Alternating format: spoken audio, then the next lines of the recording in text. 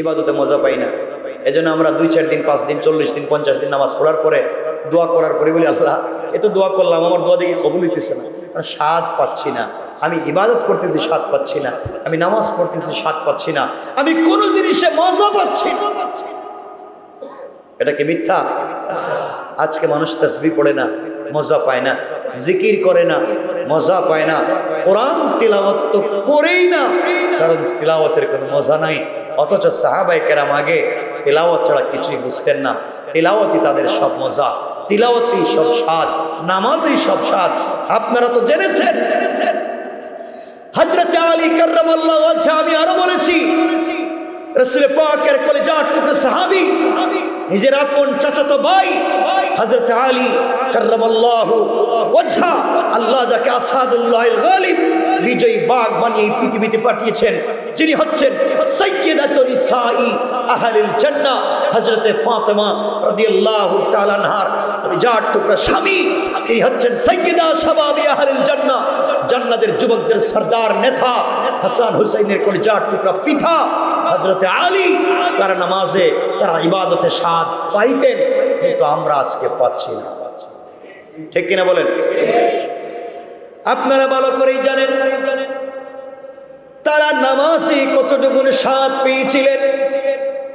যুদ্ধের ময়দানে আপনারা ভালো করেই জানেন, একটা যুদ্ধে হযরতে আলী কাররামাল্লাহু ওয়াজহার পায়ে তীর বিঁধে গেল, হাঁটুর নিচে টাকনুর উপরে পায়ের দিকে তীর বিঁধে গেল, তীর খেতে গেল, বিষাক্ত তীর, পুরা শরীর বিষাক্ত হয়ে গিয়েছে। হযরতে আলী হাঁটা তো দূরের কথা, চিৎকার করে অজ্ঞান হয়ে পড়ে যায়। জ্ঞান ফিরবার পরে হাওমাও করে কান্না করে, পায়ের ভিতরে তীর বিঁধে গিয়েছে, বের হচ্ছে না। এত কষ্টের ভিতরে আছেন, দীর্ঘ সময় পৌঁছলে গেল, কিন্তু তীর খোলা যায় না। কেউ যদি তীরে হাত দেয় খুলবার জন্য, হযরত আলী হাউমাউ করে কান্না করে অজ্ঞান হয়ে যায়। এত কষ্ট আর ব্যথা পাচ্ছেন হযরত আলী। এমন সময় রাসূল পাক সাল্লাল্লাহু আলাইহি ওয়াসাল্লাম বলেন, সাহাবীরা তোমরা বৃথা চেষ্টা করছো আর বৃথা তোমরা কষ্ট করে যাচ্ছ। আলীর পা থেকে তোমরা তীর খুলবার জন্য, তোমরা তীর খুলতে পারবে না। এরা চিন্তা করেন, যুদ্ধের ময়দানে তীর ঢুকে গিয়েছে, বের করা যায় না, আলীর কষ্ট হচ্ছে। এমন সময় আল্লাহ রাসূল বলছেন, ও সাহাবীরা, আমার আলীর তীর খুলবার জন্য তোমরা আলীকে কষ্ট দিও না।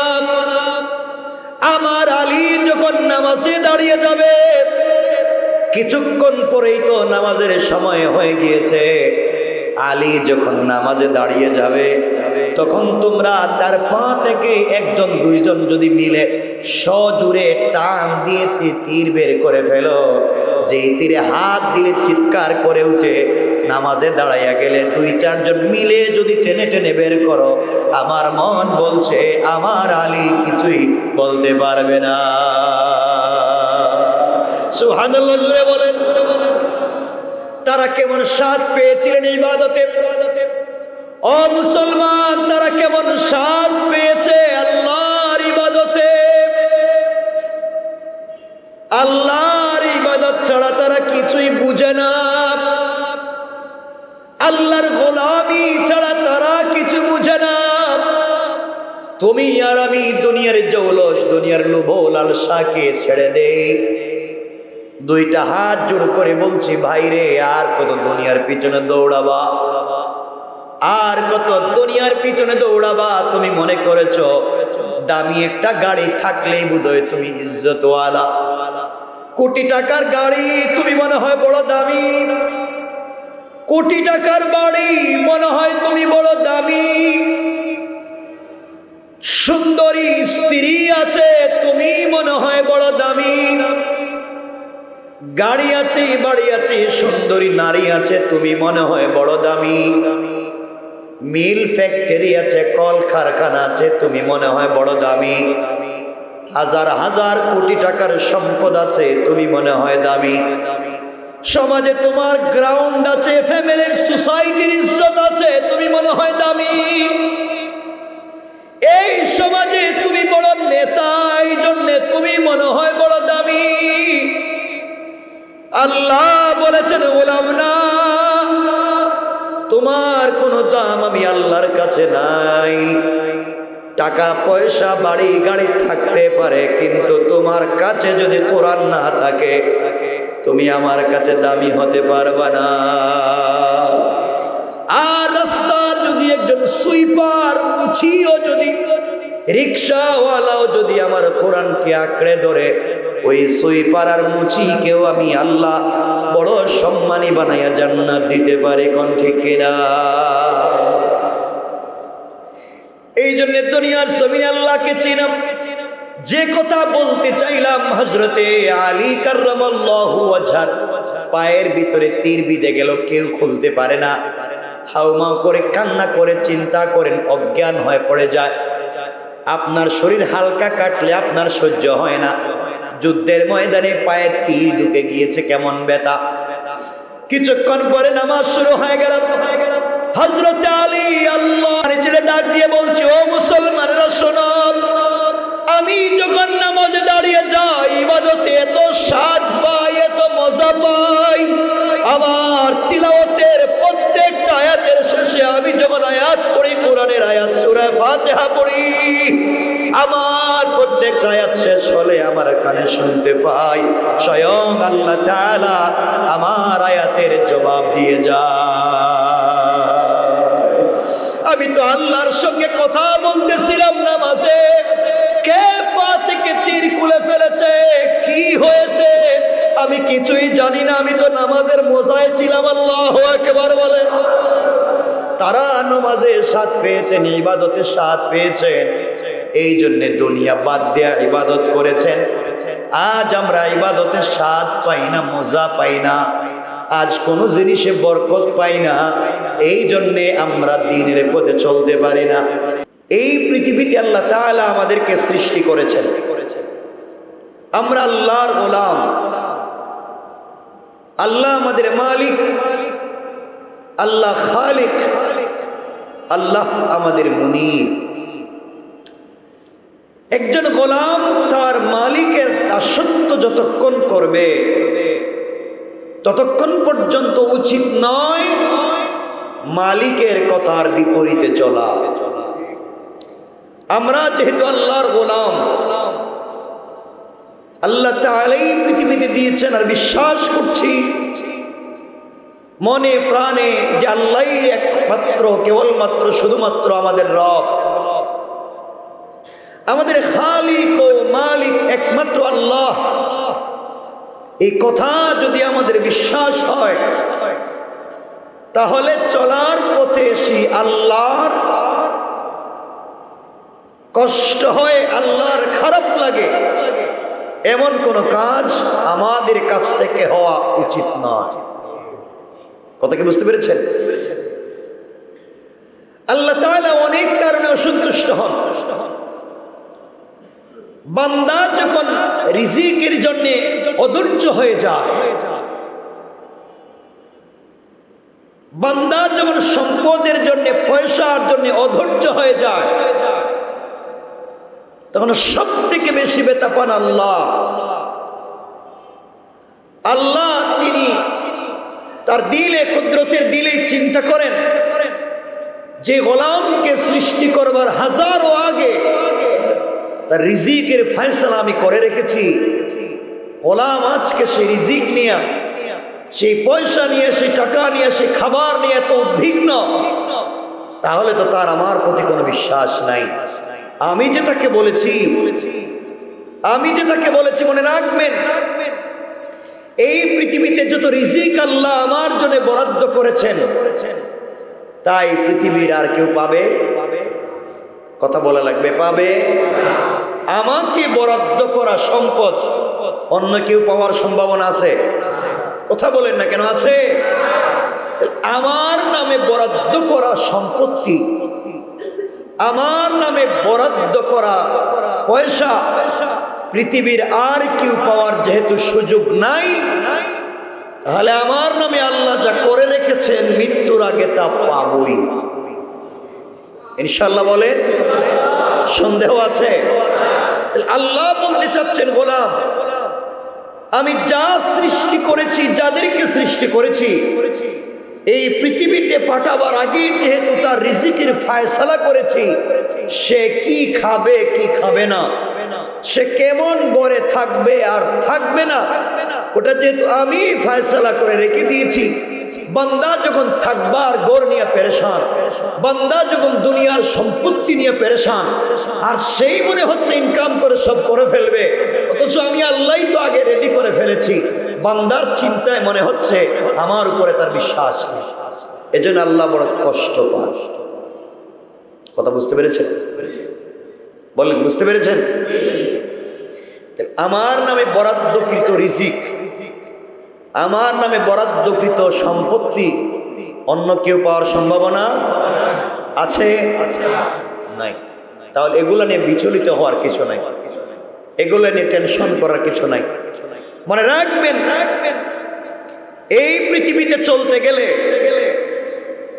এই ভাঙ্গা গোড়ার জিন্দগিতে নদীর যেমন এপার ভাঙ্গে ওপার গড়ে, এটাই নদীর চিরাচরিত নিয়ম।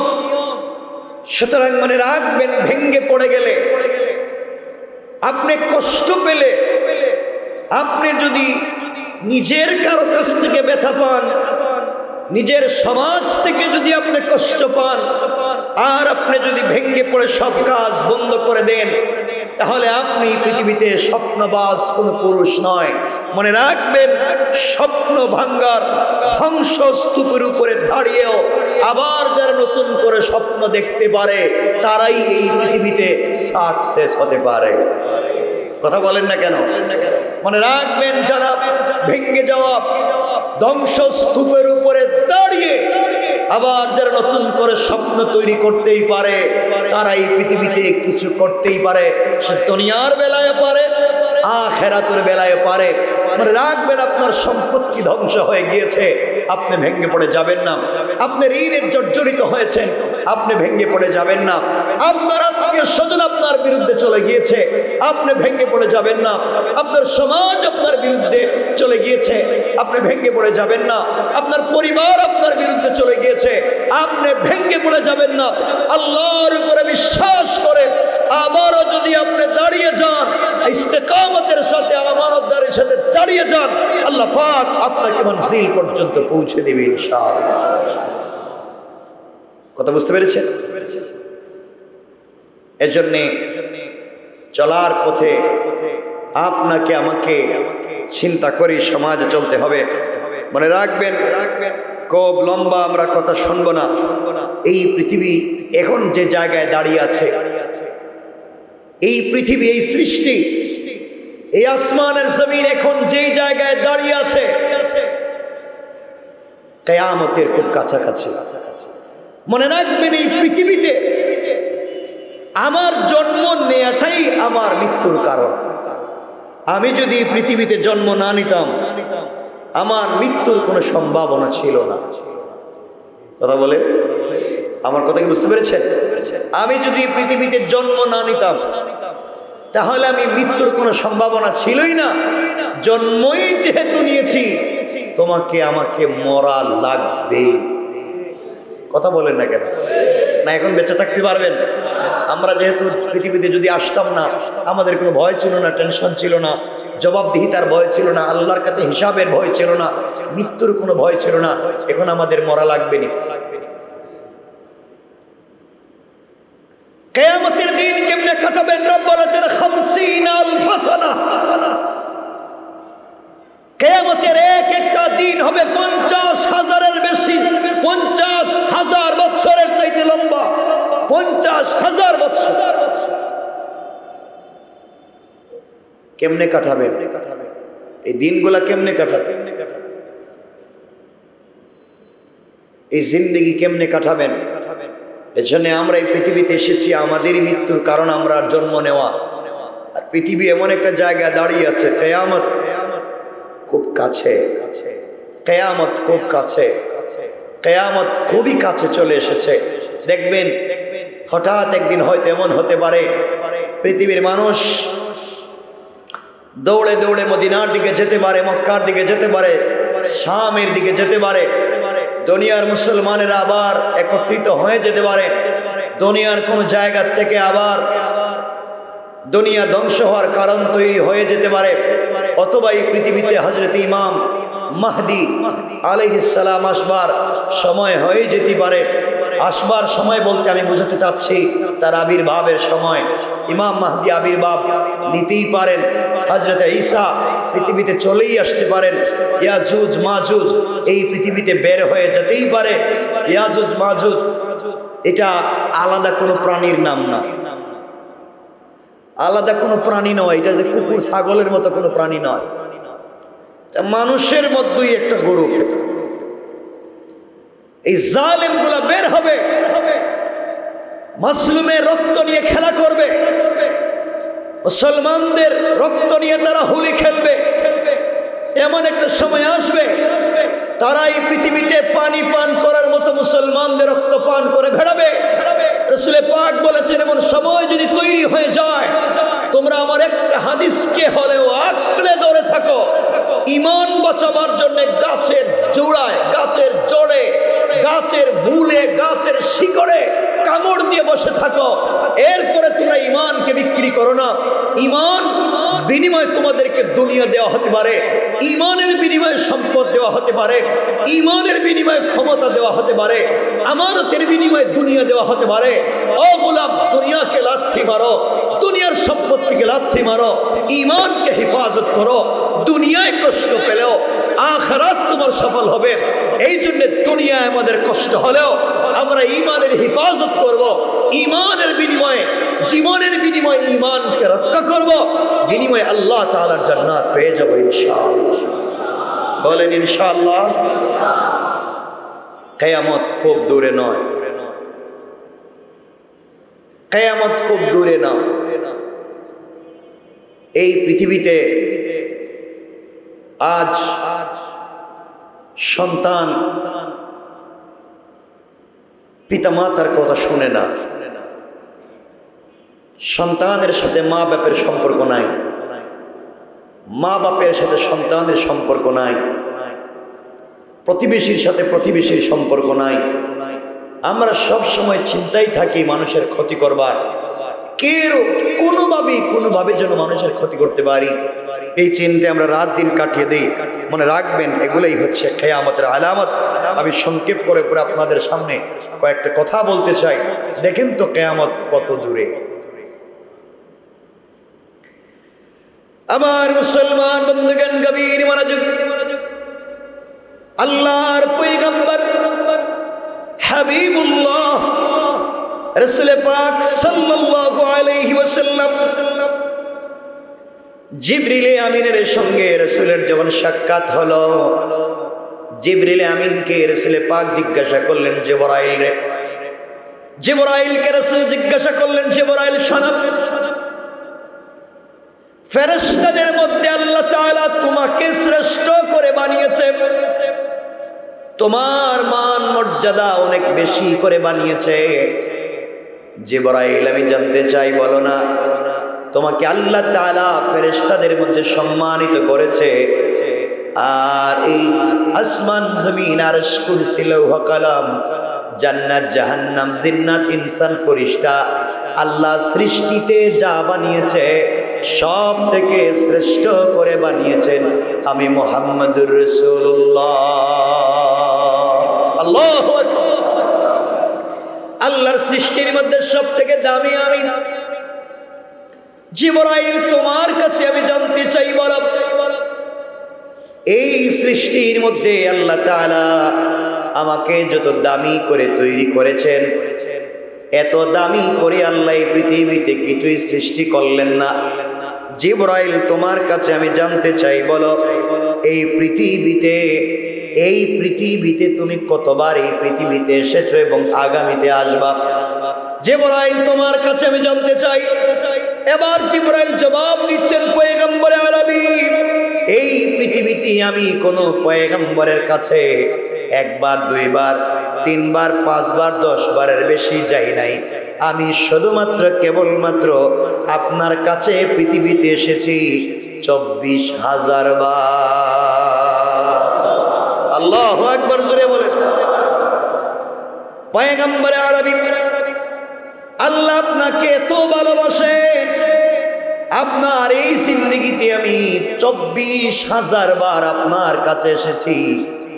আপনারা কি একটা বার চিন্তা করতে পারেন এই দুনিয়ার জমিনে জিবরাইল কলিজার টুকরা রাসূল পাকের কাছে 24,000 বার এসেছে। আল্লাহ তাআলা তার রাসূলের কাছে জিবরিল আমিনকে পাঠিয়ে দিয়েছে। আল্লাহ বুঝাতে চায় জিবরাইল, যে রাসূলকে, যে হাবিবকে দুনিয়ায় পাঠিয়ে দিয়েছি একা রাখতে চাই না। আমার বন্ধু যখন একা হয়ে যায়, একা থাকতে দেওয়া যাবে না, সাথে সাথে তুমি হাজির হয়ে যাইবা। সুবহানাল্লাহ পড়েন। এই জিবরাইল বলছেন, ইয়া রাসূলুল্লাহ 24,000 বার আপনার কাছে এসেছি। এবার জিবরাইল কি রাসূল পাক সাল্লাল্লাহু আলাইহি ওয়াসাল্লাম উল্টা প্রশ্ন করলেন, জিবরাইল তুমি যেহেতু এতবার পৃথিবীতে এসেছো, তোমার কাছে আমি জানতে চাই আমার ইন্তেকালের পরে আর তুমি কতবার পৃথিবীতে আসবা, নাকি আমার ইন্তেকালের পরে আর দুনিয়ার জমিনে তুমি যাইবা না? আমার ইন্তেকালের পরে কি আর জমিনে তোমার যাওয়ার প্রয়োজন আছে জিবরাইল? এবার তোমার কাছে আমি জানতে চাই, তুমি আমার কাছে বলো। জিবরাইল বলছেন, ইয়া রাসূলুল্লাহ, এই পৃথিবীতে আপনার ইন্তেকালের পরে আমার যাওয়ার আর কোনো কথা না, কিন্তু আল্লাহ তাআলা আমাকে বলে দিয়েছেন আপনার ইন্তেকালের পরে এই পৃথিবীতে আমাকে 10 বার যাওয়া লাগতে পারে। কয়বার? এই পৃথিবীতে আপনার ইন্তেকালের পরে 10 বার যাওয়া লাগতে পারে। আল্লাহ রাসূল বলছেন, জিবরাইল রে, জানতে চাই আমার পরে তো আর কোনো নবী নেই, রাসূল নাই, তুমি কেন পৃথিবীতে যাইবা, তোমার কি প্রয়োজন? জিবরাইল ডাক দিয়ে বলছেন, আল্লাহর রাসূল, ও পয়গম্বরে আরবি হাবিবুল্লাহ, আমি দুনিয়ার জমিনে কোন নবী রাসূলের সঙ্গে দেখা করতে যাব না, বরং আপনার পরে এই পৃথিবী থেকে স্পেশাল 10টা দামি জিনিসকে উঠাইয়া নেওয়ার জন্যে 10 বার আমি পৃথিবীতে যেতে পারি। এবার আমার রাসূল বললেন, জিবরাইল বলো, এই পৃথিবীতে তুমি কেন 10 বার যাবে আমি জানতে চাই, বলো কোন কোন কারণে? এবার জিবরাইল বলছেন, পয়গম্বরে আরবি, যে 10 কারণে আমি 10 বার পৃথিবীতে যাব 10টা জিনিসকে উঠায় নিয়ে আসার জন্য। এর একটা জিনিস হলো, এই পৃথিবী থেকে আপনার ইন্তেকালের পরে মানুষ যখন জালেম হয়ে যাবে, গুনার কাজে লিপ্ত হয়ে যাবে, দুনিয়ার মানুষ আপনাকে ভুলে বসে যাবে, আল্লাহকে ভুলে বসে যাবে। দুনিয়ার মানুষ দুনিয়া দুনিয়া দুনিয়া বলে পরেশান হয়ে যাবে। দুনিয়ার মানুষের দিলের ভিতরে দুনিয়ার মহাব্বত প্রবেশ করবে, অন্তর থেকে আপনার মহাব্বত বের হয়ে যাবে। 24টা ঘন্টা দুনিয়ার মানুষ চিন্তা করবে দুনিয়ার সম্পত্তি নিয়ে। আল্লাহ রাসূল আপনার বিরুদ্ধে কথা বললে জবাব পর্যন্ত দিতে পারবে না। ইসলামের বিরুদ্ধে দাঁড়ালে মুসলমানেরা জবাব দিতে পারবে না, তাদের ঈমান দুর্বল হয়ে যাবে। এমন একটা সময়ে তার নামাজ পড়বে, কিন্তু নামাজ আসমানের উপরে উঠবে না। তারা দোয়া করবে, দোয়া কবুল হবে না। ওই সময় আল্লাহ তাআলা আমাকে পৃথিবীতে পাঠাবেন 1 নাম্বার 10টার মধ্যে একটা জিনিস উঠিয়ে নেওয়ার জন্য। আমি আসবই পৃথিবীতে একবার, এই পৃথিবী থেকে বরকত নিয়ে যাওয়ার জন্য। পৃথিবীতে আসবো এই পৃথিবীর সব জিনিস থেকে বরকত উঠিয়ে নিয়ে যাওয়ার জন্য। আপনাদের কাছে আমি জানতে চাই, আমাকে আপনারা মেহেরবানি করে বলবেন, আজ আমরা কোন জিনিসে বরকত পাচ্ছি?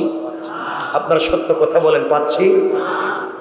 চিন্তা করে দেখেন, আজ থেকে 40 বছর আগে, 50 বছর আগে, 70 বছর আগে যাদের জন্ম, 70-80 বছরের অনেক মুরব্বী এখনো পৃথিবীতে জীবিত আছে, কিন্তু আজকালকে দেখবেন 8, 10, 20, 25 বছরের ছেলেরা হার্ট অ্যাটাক করে মরে যাচ্ছে। অহরহ বড় বড় রোগ হয়ে হার্ট অ্যাটাক করে করে মরে যাচ্ছে। কথা বলি, এই পৃথিবীতে আমরা, আগে আপনারা বলতেন, আমাদের বাবারাও বলতেন, আমরাও তো পেয়েছি। আমাদের এই বয়সে আমরা দেখেছি যে বাড়ির কোনো একটা ঘরে যদি কেউ ইলিশ মাছ রান্না করতো, 2-4 বাড়িতে ঘ্রাণ হয়ে যেত। কথা বলেন নাকি? আমি এতটুকুন কি মিথ্যা বলছি? আর এখন যিনি ইলিশ মাছ পাক করতেছেন এই বুঝতেছেন এটা কি। কথা বলেন না কেন? এটা কি মিথ্যা বললাম? যে বানাচ্ছে সেই বুঝতেছেন এটা কি। এটার মাঝে কোনো গান নাই, কিচ্ছু নাই। আজ যারা আজ থেকে 50, 60, 70 বছরের বয়স হয়েছে, আপনারা যা খেয়েছেন, আপনারা পানির বদলা যা দুধ পান করেছেন, এখনকার 60, 70 বছরের মানুষ যে পরিশ্রম করতে পারে, এখনকার জোয়ান ছেলেরা তার 100 ভাগের 1 ভাগও পারে না। কথা বলেন না কেন? এটা কি মিথ্যা বলতেছি? যে কায়িক পরিশ্রম করতে পারে 20, 30, 35 বছরের ছেলেরা 10 মিনিট কাজ করলে ঘেমে যায়, আর পারে না, হাঁপাতে শুরু করে। আমার বন্ধুগণ কথাগুলো বুঝবেন। আগেকার মানুষেরা দেখবেন সারাদিন কাজ করেছে জমিতে, সারাদিন কাজ করেছে, ফজরের পরে চলে গিয়েছে জমিতে। সকাল দেখবেন 7টা 8টা হওয়ার আগে অর্ধেক কাজ শেষ হয়ে গিয়েছে। আর এখন তো পাবলিক উঠি 10টার পরে। কথা বলেন। এই জন্য জিবরিল আমিন বলছেন পয়গম্বর আরবি, এই পৃথিবীতে আমি যাব 1 নম্বরে বরকত উঠিয়ে নিয়ে যাওয়ার জন্য। আমি দুনিয়ার জমিনে যাব কি উঠিয়ে নেওয়ার জন্য? সবাই বলেন, আরো জোরে বলেন। বরকত উঠিয়ে নেওয়ার জন্য পৃথিবীর জমিনে আমি যাব। নবীজি বলেন আর কি? 2 নম্বর, ইয়া রাসূলুল্লাহ, এই পৃথিবীর জমিন থেকে ইবাদতের মজা উঠিয়ে নেওয়ার জন্য যাব। আমি ইবাদতের মজা, মানুষ ইবাদত করবে, মজা পাবে না, স্বাদ পাবে না। আজ আমরা ইবাদত করি ঠিকই, কিন্তু ইবাদতের কোনো স্বাদ পাই না। কিয়ামতের আগে বরকত উঠে যাবে, ইবাদতের স্বাদ উঠে যাবে। আল্লাহ রাসূল সাল্লাল্লাহু আলাইহি ওয়াসাল্লাম বলে দিয়েছেন জিবরিল আমিনকে, জিবরিল আমিন রাসূলে পাককে জানিয়ে দিয়েছেন আজ আমরা ইবাদতে মজা পাই না, এই জন্য নামাজের সময় আড্ডা দেই। দেখা যায় মসজিদে যত মানুষ হয় তার চাইতে গান বাজনায় 3 ডাবল মানুষ হয়ে যায়। ঠিক কিনা বলেন? মানুষ গান বাজনা তামশায় লিপ্ত হচ্ছে, ইবাদতে মজা পাই না। এজন্য আমরা 2, 4 দিন, 5 দিন, 40 দিন, 50 দিন নামাজ পড়ার পরে, দোয়া করার পরে বলি আল্লাহ এ তো দোয়া করলাম, আমার দোয়া দেখি কবুল হইতেছে না, কারণ স্বাদ পাচ্ছি না। আমি ইবাদত করতেছি, স্বাদ পাচ্ছি না। আমি নামাজ পড়তেছি, স্বাদ পাচ্ছি না। আমি কোন জিনিসে মজা পাচ্ছি না। এটা কি মিথ্যা? আজকে মানুষ তাসবিহ পড়ে না, মজা পায় না। জিকির করে না, মজা পায় না। কোরআন তিলাওয়াত তো করেই না, কারণ তিলাওয়াতের কোনো মজা নাই। অথচ সাহাবায়ে কেরাম আগে তিলাওয়াত ছাড়া কিছুই বুঝতেন না। তিলাওয়াতই তাদের সব মজা, তিলাওয়াতই সব স্বাদ, নামাজই সব স্বাদ। আপনারা তো জেনেছেন হযরত আলী কাররামাল্লাহু ওয়াজহু, আমি আরো বলেছি, রাসূল পাকের কলিজার টুকরা সাহাবী, নিজের আপন চাচাতো ভাই হযরত আলী কাররামাল্লাহু ওয়াজহু, আল্লাহ যাকে আসাদুল্লাহিল গালিব, বিজয়ী বাঘ বানিয়ে পৃথিবীতে পাঠিয়েছেন, যিনি হচ্ছেন সাইয়্যিদাতুন নিসাই আহলিল জান্নাহ, হযরত ফাতেমা রাদিয়াল্লাহু তাআলা আনহার কলিজার টুকরা স্বামী। তিনি হচ্ছেন সাইয়্যিদা শাবাবি আহলিল জান্নাহ, জান্নাতের যুবকদের সরদার নেতা হাসান হুসাইনের কলিজার টুকরা পিতা হযরত আলী। তারা নামাজে, তারা ইবাদতে স্বাদ পাইতেন, কিন্তু আমরা আজকে পাচ্ছি না। ঠিক কিনা বলেন? আপনারা ভালো করেই জানেন তারা নামাজে কতটুকু স্বাদ পেয়েছিলেন। যুদ্ধের ময়দানে আপনারা ভালো করেই জানেন, একটা যুদ্ধে হযরত আলী কাররামাল্লাহু ওয়াজহার পায়ে তীর বিঁধে গেল, হাঁটুর নিচে টাকনুর উপরে পায়ের দিকে তীর বিঁধে গেল। তীর ঘেঁটে গেল, বিষাক্ত তীর, পুরা শরীর বিষাক্ত হয়ে গিয়েছে। হযরত আলী হাঁটা তো দূরের কথা, চিৎকার করে অজ্ঞান হয়ে পড়ে যায়। জ্ঞান ফিরবার পরে হাওমাও করে কান্না করে, পায়ের ভিতরে তীর বিঁধে গিয়েছে, বের হচ্ছে না। এত কষ্টের ভিতরে আছেন, দীর্ঘ সময় পৌঁছলে গেল, কিন্তু তীর খোলা যায় না। কেউ যদি তীরে হাত দেয় খুলবার জন্য, হযরত আলী হাউমাউ করে কান্না করে অজ্ঞান হয়ে যায়। এত কষ্ট আর ব্যথা পাচ্ছেন হযরতে আলী। এমন সময় রাসূল পাক সাল্লাল্লাহু আলাইহি ওয়াসাল্লাম বলেন, সাহাবীরা তোমরা বৃথা চেষ্টা করছো আর বৃথা তোমরা কষ্ট করে যাচ্ছ। আলীর পা থেকে তোমরা তীর খুলবার জন্য তোমরা তীর খুলতে পারবে না। এরা চিন্তা করেন যুদ্ধের ময়দানে তীর ঢুকে গিয়েছে, বের করা যায় না, আলীর কষ্ট হচ্ছে। এমন সময় আল্লাহ রাসূল বলছেন, ও সাহাবীরা আমার আলীর তীর খুলবার জন্য তোমরা আলীকে কষ্ট দিও না। আমার আলী যখন নামাজে দাঁড়িয়ে যাবে, কিছুক্ষণ পরেই তো নামাজের সময় হয়ে গিয়েছে, আলী যখন নামাজে দাঁড়িয়ে যাবে তখন তোমরা তার পা থেকে একজন দুইজন যদি মিলে সজোরে টান দিয়ে তীর বের করে ফেলো, যেই তীরে হাত দিলে চিৎকার করে উঠে, নামাজে দাঁড়াইয়া গেলে দুই চারজন মিলে যদি টেনে টেনে বের করো, আমার মন বলছে আমার আলী কিছুই বলতে পারবে না। সুবহানাল্লাহ বলেন। তারা কেমন স্বাদ পেয়েছিলেন ইবাদতে। ও মুসলমান, তারা কেমন স্বাদ পেয়েছে আল্লাহর ইবাদতে। আল্লাহর ইবাদত ছাড়া তারা কিছুই বুঝে না। আল্লাহর গোলামি ছাড়া তারা কিছু বুঝে না। তুমি আর আমি দুনিয়ার জৌলস, দুনিয়ার লোভ লালসাকে ছেড়ে দেই। দুইটা হাত জোড় করে বলছি, ভাইরে আর কত দুনিয়ার পিছনে দৌড়াবা, আর কত দুনিয়ার পিছনে দৌড়াবা। তুমি মনে করেছো দামি একটা গাড়ি থাকলেই বোধহয় তুমি ইজ্জতওয়ালা। কোটি টাকার গাড়ি তুমি মনে হয় বড় দামি, কোটি টাকার বাড়ি মনে হয় তুমি বড় দামি, সুন্দরী স্ত্রী আছে তুমি মনে হয় বড় দামি, গাড়ি আছে বাড়ি আছে সুন্দরী নারী আছে তুমি মনে হয় বড় দামি, মিল ফ্যাক্টরি আছে কল কারখানা আছে তুমি মনে হয় বড় দামি, হাজার হাজার কোটি টাকার সম্পদ আছে তুমি মনে হয় দামি, সমাজে তোমার গ্রাউন্ড আছে, ফ্যামিলির সোসাইটির ইজ্জত আছে তুমি মনে হয় দামি, এই সমাজে তুমি বড় নেতা এই জন্য তুমি মনে হয় বড় দামি। আল্লাহ বলেছেন গোলাম না, তোমার কোনো দাম আমি আল্লাহর কাছে নাই। টাকা পয়সা বাড়ি গাড়ি থাকতে পারে, কিন্তু তোমার কাছে যদি কোরআন না থাকে তুমি আমার কাছে দামি হতে পারবে না। আর রাস্তার যদি একজন সুইপার মুছিও যদি রিক্সাওয়ালাও যদি আমার কোরআনকে আঁকড়ে ধরে, ওই সুইপার আর মুচিকেও আমি আল্লাহ বড় সম্মানী বানাইয়া জান্নাত দিতে পারি। কোন ঠিক কিনা? এই জন্য দুনিয়ার জমিনে আল্লাহকে চিনাম।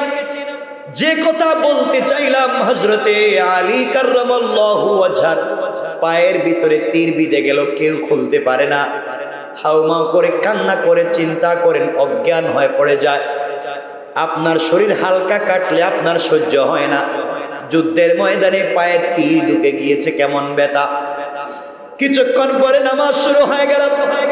হযরতে আলী আল্লাহর ছেলে ডাক দিয়ে বলছে, ও মুসলমানেরা শোনো, আমি যখন নামাজে দাঁড়িয়ে যাই ইবাদতে এত স্বাদ পাই, এত মজা পাই। আমার তিলাওয়াতের প্রত্যেকটা আয়াতের শেষে আমি যখন আয়াত পড়ি, কোরআনের আয়াত সূরা ফাতিহা পড়ি, আমার প্রত্যেকটা আয়াত শেষ হলে আমার কানে শুনতে পাই স্বয়ং আল্লাহ তাআলা আমার আয়াতের জবাব দিয়ে যায়। আমি তো আল্লাহর সঙ্গে কথা বলতেছিলাম নামাজে, কে পা থেকে তীর খুলে ফেলেছে, কি হয়েছে আমি কিছুই জানি না, আমি তো নামাজের মজায় ছিলাম। আল্লাহু আকবার বলেন। তারা নামাজে স্বাদ পেয়েছেন, ইবাদতে স্বাদ পেয়েছেন, এই জন্য দুনিয়া বাদ দিয়ে ইবাদত করেছেন।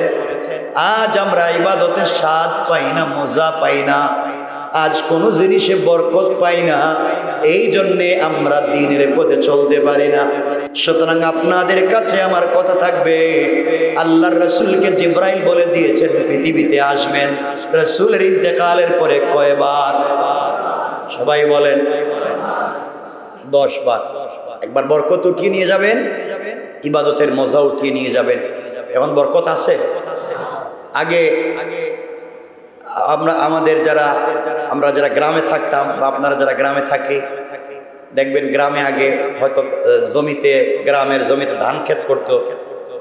সবাই ঘরের আত্মীয় স্বজন সবাই মিলে দেখতেন, খাওয়ার পরেও 1 বস্তা চাল শেষ হয় না। আর এখন দেখবেন ঘরের 2-4 বস্তা খাইয়াও শেষ, কিন্তু মাস শেষ হয় না। কথা বলেন নাকি? বরকত নাই হয়ে গিয়েছে। আপনি আগে 50-100 টাকা নিয়ে গেছেন বাজারে, কত কিছু আনতে পারতেছিলেন। আপনি এখন কত কিছুই আনতেছেন আগের মতো, কিন্তু স্বাদ পাচ্ছেন না। কোনো জিনিসে স্বাদ নাই।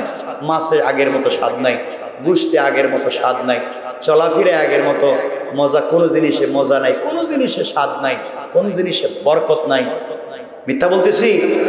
কথা বলেন না কেন? আগে মানুষ রোদ উঠলে রোদে যাইতো, রোদ বডিতে লাগাইতো। এখন রোদে গেলে দেখেন শরীর কাঁপে অনেকে। রোদ বডিতে সহ্য হয় না, এই বডিতে আর কাজ করে না। এর অর্থ হলো আল্লাহ সবকিছু থেকে আস্তে আস্তে বরকত উঠায় নিচ্ছেন, ইবাদত থেকে মজা উঠায় নিচ্ছেন।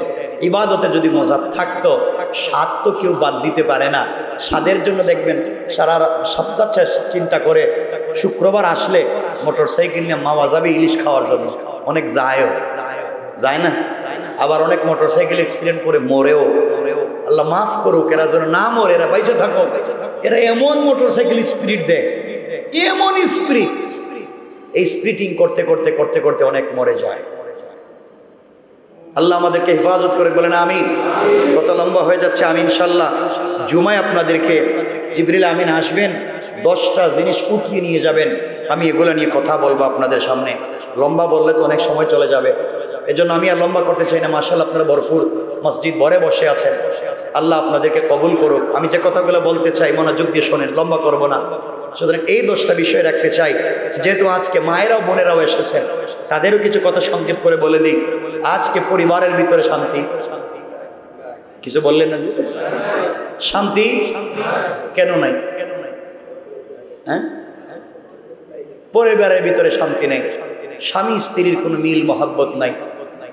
দুইজনের সাথে ঘরে যায়, স্ত্রী স্বামীর সাথে কথা বলেন না, স্বামীও স্ত্রীর সাথে কথা বলেন না। মনে হয় একজন আর একজনের ভাষা বুঝে না। বউ মনে হয় চাইনিজ কথা কয়, এজন্য এর সাথে কথা কয় না, এর ভাষাই তো আমি বুঝি না। এমন মনে হচ্ছে কেউ কারোর সাথে কথা বলতে চায়। স্ত্রী টেবিলের উপরে খাবার রেখে সে তার কাজ নিয়ে ব্যস্ত, হয়তো ওয়াইফাই আছে, ট্যাব নিয়ে, ল্যাপটপ নিয়ে, কম্পিউটার নিয়ে, অথবা মোবাইল নিয়ে বসে আছে, অথবা হ্যাঁ তার কাজ নিয়ে ব্যস্ত, আপনি আপনার মোবাইল। দুইজন একই পালঙ্গে বসে আছে, একজন এই কোনায় মোবাইল, একজন এই কোনায় মোবাইল, আর বাচ্চারা মধ্যে ওখানে খিয়ামত গড়ে হয়েছে। কথা বললেন নাকি? এগুলো চলতেছে, পরিবারের ভিতরে শান্তি নেই। এর জন্য বাচ্চাগুলো মানুষ হচ্ছে না। পরিবারকে সুন্দর করেন, স্বামী স্ত্রীর বোঝাপড়াকে সুন্দর করেন।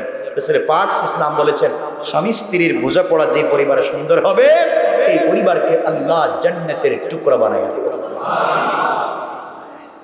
রাসূল পাক ইসলাম বিয়ে করলেন আমাদের কলিজার টুকরা মা আম্মা জান আয়েশা সিদ্দিকা রাদিয়াল্লাহু তাআলা আনহাকে।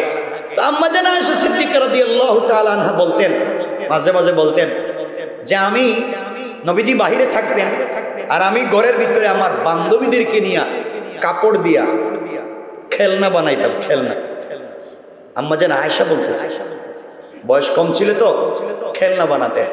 তো রাসূল পাক সাল্লাল্লাহু আলাইহি ওয়াসাল্লাম যখন ঘরে ঢুকতেন, তাকে দেখবার পরে আমার বান্ধবীরা দৌড়, কেউ আর নাই, সব দৌড়ে পলাইতো, আমি একা। তো নবীজি বলতেন ঘরে ঢুকে, আয়েশা এরা গেল কই? আপনার ভয়ে তো সব ভাগছে। আম্মা জান আয়েশা বলেন, নবীজি তখন বাইরে হইতেন, ঘর থেকে বের হতেন, এবং তারা কে কোন জায়গায় দৌড়ে পলাইছে এদেরকে ধইরে আবার লই আইতেন। সুবহানাল্লাহ বললেন। কে কোন জায়গায় পলাইছে এদেরকে দৌড়ে গিয়ে ধরে আবার নিয়ে আসতেন। আয়েশা নিয়ে আয়েশা বলতেন, তোমরা আমার স্ত্রী খাদিজার সঙ্গে খেলাধুলা করতেই বুঝাইতে পারবে না। সুবহানাল্লাহ বললেন। কারণ আম্মা জান আয়েশা বলেন, আমার বয়স কম ছিল, কারণ আমি খেলাধুলা করতাম, তেমন না ওরা চলে গেলে তো আমি একা একা বোরিং ফিল করতাম, খারাপ লাগতো। কারণ এই জন্যে রাসূল পাক ইসলাম আমার বান্ধবীদেরকে যাইতে দিতেন, তাদেরকে বসায় রাখতেন, আর আমরা এভাবে গল্প গুজব করতাম, আর রাসূল এগুলা দেখে দেখে মুস্কি মুস্কি হাসতেন। সুবহানাল্লাহ। এই জন্য আমি আমার মায়েদেরকে বলবো, আপনারাও আরেকটু স্মার্ট হওয়া লাগবে স্বামীর জন্যে। আপনারা চমৎকার একটু বিউটিফাই হতে হবে, নিজেকে খুব সুন্দর করে স্বামীর জন্য সাজাতে হবে। কিন্তু আমাদের মায়েরা, আমাদের বোনেরা আজকালকে নিজেকে স্বামীর জন্য সাজায় না। ওই আগে যেমন ছিল, বিয়ের 1-2 দিন বোধ হয় একটু একটু স্মার্টলি চলছে। এখন যেই কাপড় পরে সারাদিন কাজ করে ওইটা পরে স্বামীর সাথে ঘুমিয়ে থাকে। আর সব থেকে স্মার্ট কাপড় যেটা, এটা কোথাও বের হলে, পার্টিতে গেলে তারা এগুলো পরে। কথা বলেন না কেন? আমি আমার মায়েদেরকে বলছি, বোনদেরকে বলছি, আপনারা অনেক বিউটিফাই হয়, অনেক চমৎকার হয়ে স্বামীর সামনে নিজেকে উপস্থাপন করবেন। এতে করে একজনের প্রতি আরেকজনের ভালোবাসা তৈরি হবে, একজনের প্রতি আরেকজনের দুর্বলতা তৈরি হবে, এবং পরিবারের ভিতরে শান্তি বরকত দিবেন কে? কিন্তু আজকালকে আমাদের এমন অবস্থা হয়েছে, আজ সমাজে শান্তি নেই। একটা ছেলে তার বউরে আচ্ছা মতো পিটাইতেছে, আচ্ছা মতো পিটতেছে, মারতেছে। বাপ জিজ্ঞাসা করতেছে, এটা কোনো কথার কথা? এটা কোনো কাজ হলো? তুই তোর স্ত্রীরে পিটাচ্ছিস কেন? সে বলতেছে, আব্বা আমিও দেখছি আপনি তো আমার আম্মার পিটাইতেন। কথা বুঝেননি? বলতেছে, আব্বা আপনারও তো দেখছি আমার মারে পিটাইতেন, তাহলে আমি আমার বউরে পিটাইছি। এর অর্থ হলো আপনারা যা করেন পরিবারে, সন্তান এগুলো শিখে। এই জন্য এই পিটাপিটি বাদ দেন। কি বলেন? ঠিক তো, এটা আমি জানি, ইনশাআল্লাহ টুকুন বলেন। মানে কি আপনারা এই পিটাপিটি করেন নাকি? আল্লাহ হেফাজত করুক, বলেন আমিন। এই মারামারি থেকে হেফাজত করুক, বলেন আমিন। পরিবারকে সুন্দর করে, পরিবারকে সুন্দর করে। মায়েদেরকে বলছি, বোনদেরকে বলছি, আপনার স্বামী যে ইনকাম করে তার উপরে সবর করেন, তার উপরে ধৈর্য ধারণ করেন। বরকত দিবেন কে? আল্লাহ বরকত দিবেন। ধৈর্য ধারণ করেন। একজন স্ত্রী পারে একজন খারাপ স্বামীকে ভালো বানাতে, এবং স্ত্রী পারে একজন ভালো স্বামীকে খারাপ বানাতে।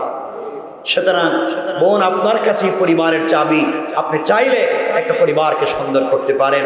স্বামীর মাথা অনেক সময় গরম, বাহির থেকে আসছে, বেচারা কাজ করতে করতে মাথা গরম, এইমাত্র অফিস থেকে ঘরে আসছে, এমনি বসের সঙ্গে রাগারাগি করে আসছে, হয়তো একদিন অফিসে গেছিল না, এই বেতন পর্যন্ত কর্তন করে দিয়েছে, বেচারার মাথা গরম, বাসায় আসছে। আপনি দরজা দাঁড়ায় বলেন, থামেন। ঘরে ঢুকবেন, পরে আপনার বোন, আপনার ভাই, আপনার মা আমার সাথে যে খারাপ ব্যবহার করছে, আমি আর থাকতাম না, তোরে 3 তালাক তোর মারেও দিলাম, যা বাইরে। কথা বলেন নাকি? আপনি তার মাথা গরম, তেমনি কোনো তালাক দিবি। এই জন্য মায়েরা, বোনেরা এগুলা করবেন না। স্বামী রাগ করে তালাক দিবেই পরে। কারণ আমিও চিন্তা করে পাই না, স্বামীরা আর জিন্দগিতে দেওয়ার কোনো জিনিস পায় না, হের একটাই পায়, শুধু বউরি তালাক দেয়। এগুলা করেননি আপনারা? এখানে কেউ আসেননি না? এরা সব তো ভদ্র অলিয়া পর্যায়ে পৌঁছে গেছে, তো এই কামগুলা কেউ করে না, এত ভদ্র পর্যায়ে পৌঁছে গেছে। এজন্য এগুলো পরিবারে করবেন না। স্ত্রীকে আপনি রাগ করতে পারেন, কিন্তু আপনি তাকে তালাক দিতে যাবেন কেন? মারতেই যদি প্রয়োজন, রাসূল পাক বলছেন স্ত্রীকে মারতে আপত্তি নেই। রাসূল বলছেন মারো, কিন্তু দাগ পড়তে পারবেন। কি পড়তে পারবেন? মারলে আর দাগ পড়া, কেমনে মারবেন? হালকা মাইল। কি মাইল? একজন বলতেছে, হুজুর বউরে তো হালকাই পিড়েছিলাম। হালকা পিড়েছিও, নাক মুখ দিয়ে বমি করে ছাড়ছে। চিন্তা করে বল, হালকা পিড়েছিস কেমনে? মা অজ্ঞান হয়ে গেছে মাইর খেয়ে। যে বেচারা হালকা মাইরে যদি বউ অজ্ঞান হয়, এ যদি মোটামুটি পিড়ায় দিলে তোর গুরুস্থানে পাঠাই দেবে, আজিমপুরে পাঠাই দেবে। এজন্য এগুলা করা যাবে? বলেন না যাবে? স্ত্রীকে ছোট করা যাবে না। আমাদের একজন মা ছিলেন রাসূল পাকের স্ত্রী, তার নাম ছিল সাফিয়া। ইহুদির মেয়ে ছিলেন আম্মাজান হযরত সাফিয়া রাদিয়াল্লাহু তাআলা আনহা। তাকে হযরত হাফসা, ওমরের মেয়ে হযরত হাফসা রাদিয়াল্লাহু তাআলা আনহা মাঝে মাঝে বলতেন, তুমি তো ইহুদির মেয়ে, তুমি তো ইহুদির মেয়ে, আমি ওমরের মেয়ে, আর তুমি ইহুদির মেয়ে। রাসূল পাক একদিন বাহির থেকে আসছেন, এসে দেখেন হযরতে হাফসা কাঁদতেছে, সাফিয়া কাঁদতেছে। জিজ্ঞাসা করলেন, সাফিয়া কি হয়েছে, তুমি কান্না করো কেন? যে আপনার স্ত্রী হাফসা আমাকে বলছে আমি ইহুদির মেয়ে, এই জন্য আমি কান্না করতেছি, যে আমাকে একটু কষ্ট দিয়ে কথা বলছে। বাপ ইহুদি ঠিক, কিন্তু আমি তো মুসলিম। নবীজি বললেন, তো কান্নার কি আছে? সে তোমাকে বলেছে তুমি ইহুদির মেয়ে, আর আমি দেখতেছি তুমি তো নবীর মেয়ে। সুবহানাল্লাহ বলেন।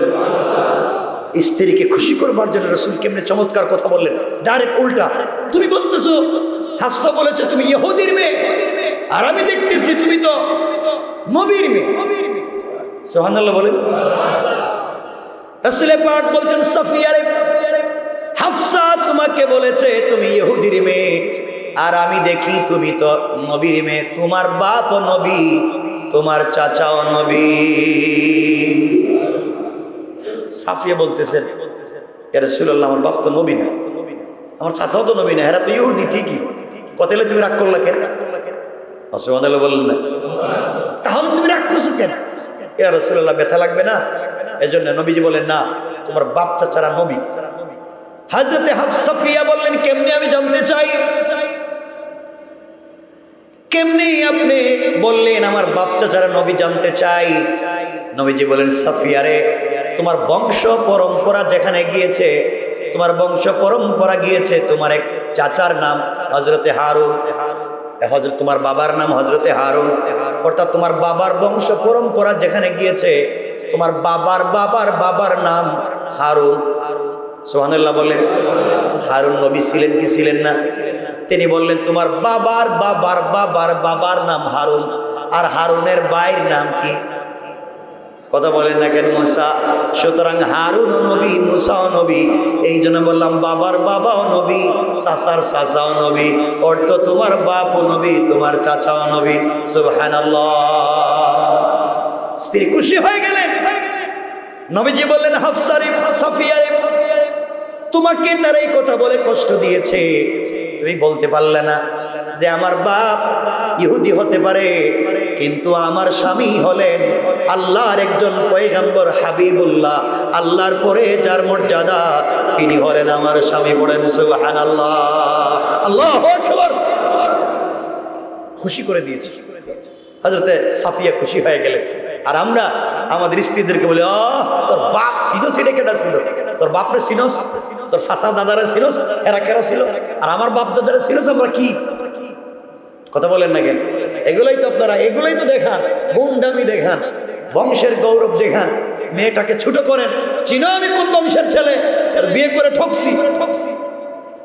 এগুলো ঠিক না, এগুলো আমরা বলবো না ইনশাআল্লাহ। পরিবারকে সুন্দর করে দিবেন কে? স্বামী স্ত্রীর কেমিস্ট্রি যদি চমৎকার না হয়, স্বামী স্ত্রীর বোঝাপড়া যদি চমৎকার না হয়, ওই পরিবার থেকে চমৎকার সন্তান জন্ম নিতে পারে। আল্লাহ তাআলা আমাদের সবাইকে কবুল করুক।